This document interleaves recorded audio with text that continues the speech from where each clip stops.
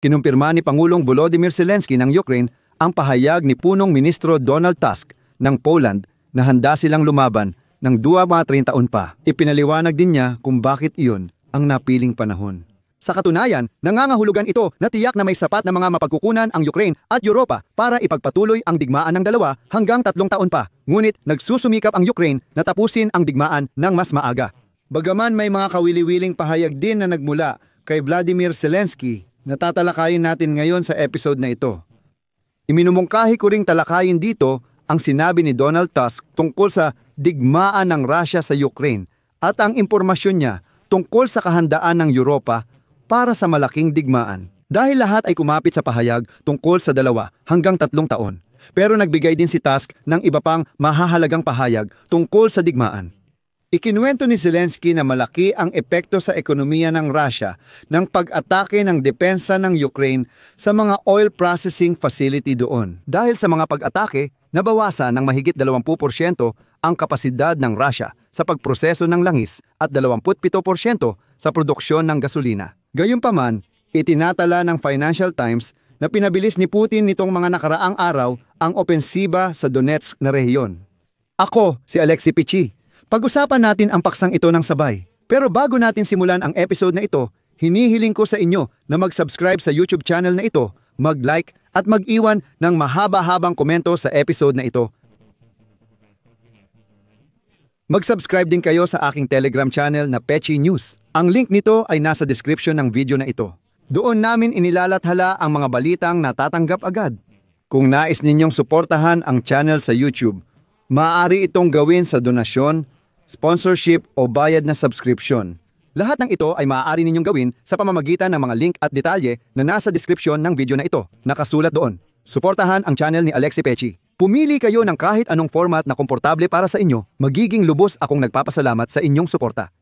Kaya handa ang Ukraine na makipaglaban sa Russia ng 1 o 2 pang taon. Umaasa pa rin si Presidente ng Ukraine, Volodymyr Zelensky, na hindi aabot ng dekada ang digmaan kahit natatakot siya sa ganitong posibilidad. Ganito ang sinabi kahapon ni Poland Prime Minister Donald Tusk sa panayam ng British na The Sunday Times. Nag-ingay agad ang pahayag na ito. Sabi nila, aabot pa ng 2 o 3 taon ang digmaan. Pag-usapan natin ito ng maayos at sunod-sunod. Binanggit ni Donald Tusk na wala siyang duda na sa kabila ng kagustuhan ng Russia, mabubuhay ang Ukraine bilang isang malayang bansa. Ang tanong ay kung ilan pa ang magiging biktima dahil dito. Ayon kay Donald Tusk, sinabi ni Pangulong Zelensky na umaasa siyang hindi aabot ng 10 taon ang digmaan. Ngunit handang lumaban ang Ukraine ng 2-3 taon pa. Dagdag pa ni Punong Ministro ng Polandia, labis na nababahala ang Ukraine sa kung anong magiging epekto nito sa mamamayan at ekonomiya. Hindi aabot ng 2 hanggang 3 taon ang Pangulo. Kaya nga sabi ni Zelensky na hanggang 2 hanggang 3 taon lang. Ganito ito ipinaliwanag ni Donald Tusk. At ang paglilinaw na iyon ay lalong nagdulot ng kaba. Ibig sabihin, ang reserbang katatagan ng Ukraine at Europa ay hanggang 2-3 taon lang. Pero sa ngayon, itatala muna natin ang pahayag tapos saka tayo mag-aanalisa. Iginiit ni Donald Tusk na may karapatan ang Ukraine na atakihin ang mga target ng Russia kahit saan sa Europa. Tila ang tinutukoy ay ang Northern Streams sa Europa na pagmamay-ari ng Russia.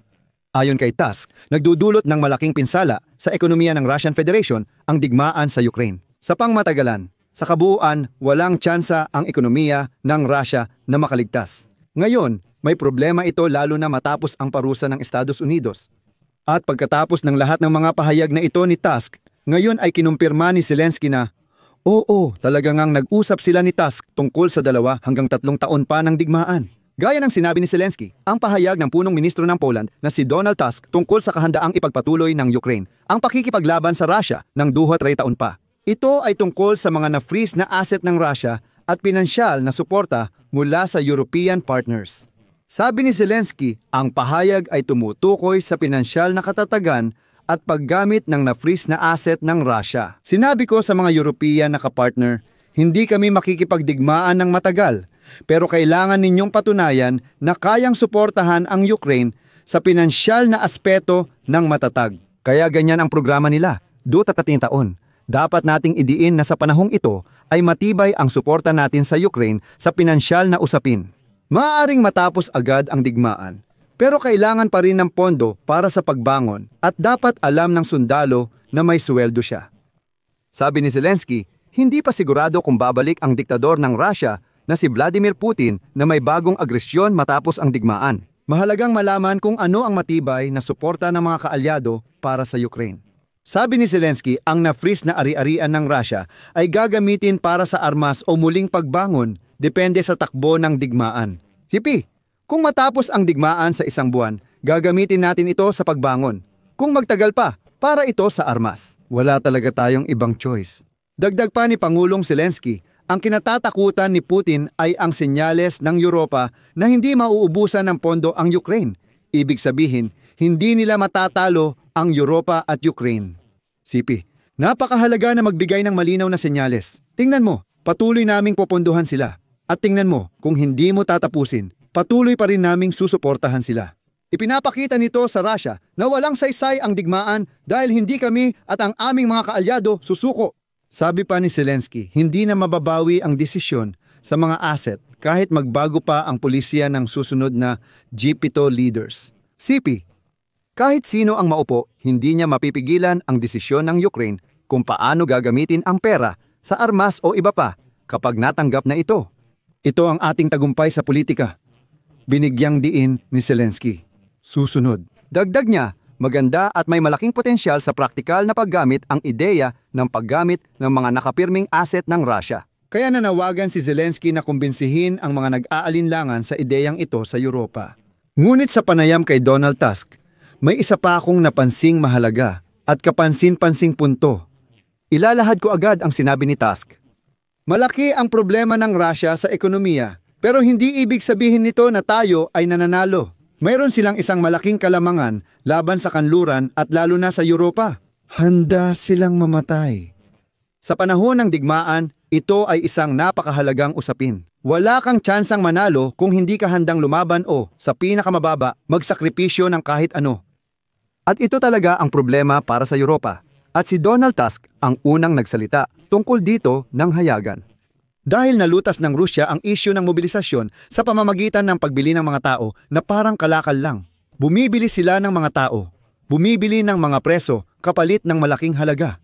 Paalala ko rin, nagmobilisa sila ng 300,000 noong 2022 sa Europa. Hindi naman ganoon karami ang handang mamatay sa digmaan. Husgahan man o hindi, karapatan iyon ng bawat tao. Pero ang totoo, hindi talaga ganun karami ang handang mamatay. Pinaalala ni Tusk ang sinabi ni Mark Rutte, hindi natin babagsakin ang kanilang eroplano dahil mas malakas tayo. Wala iyong halaga kumbaga, hindi handa ang inyong mamamayan na makipaglaban, lalo na kung hindi sila handang makipaglaban ng maraming taon, gaya ng ginagawa ng Ukraina. Si Tusk ang unang leader ng Europa na nagsalita tungkol dito sa publiko.